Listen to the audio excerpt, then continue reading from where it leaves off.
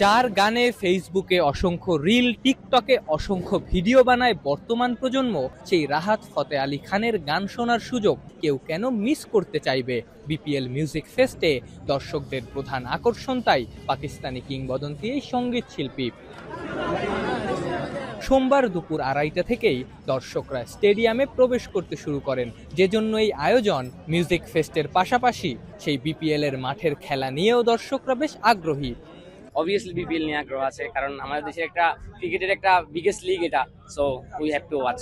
এবারকার BPL IPL এর চেয়ে বড় ইভেন্ট হোক এরকম একটা আশা করতেছি। স্পেশালি আসলে রাহাত ফতে আলী গানের জন্যই, বাট আমাদের অনেক পরিচিত ভালো ভালো ব্যান্ডরাও গান গাচ্ছে, ওটা শোনার জন্য আসছি। বাংলাদেশ যারা আছে তারা তো পারফর্ম করতেছি, বাট এখানে যেহেতু পাকিস্তান থেকে আসছে, তো আই থিঙ্ক তাকে আগে প্রাধান্য দেওয়া উচিত।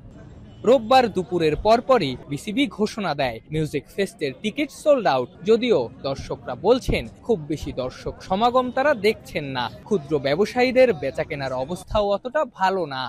অন্যান্য দিনের তুলনায় আজকে বেচাকিনি নেই, একদমই নেই। যা ভেবেছি তার 3 গুণের অর্ধেকও নেই। মানে একদমই অবস্থা খারাপ। যেই টাকা দিয়ে গাড়ি ভাড়া দিয়ে আসছি, মনে হয় যে ওই গাড়ি ভাড়া উঠিতে কষ্ট হয়ে যাবে। মোটামুটি ভালো লাইন আমি দেখতে পেয়েছি।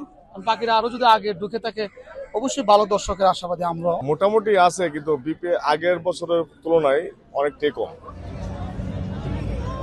বিপিএল মিউজিক ফেস্ট নিয়ে দর্শকদের মধ্যে মিশ্র প্রতিক্রিয়া থাকলেও বাস্তবতা বলছে খুব বেশি দর্শকের সমাগম এই মুহূর্তে এখন পর্যন্ত মিরপুর শেরেবাংলা স্টেডিয়ামের সামনে দেখা যাচ্ছে না।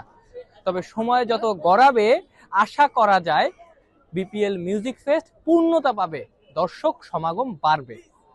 Afnan Piyal, Jamuna sports, Mirpur Sher e Bangla stadium, Dhaka.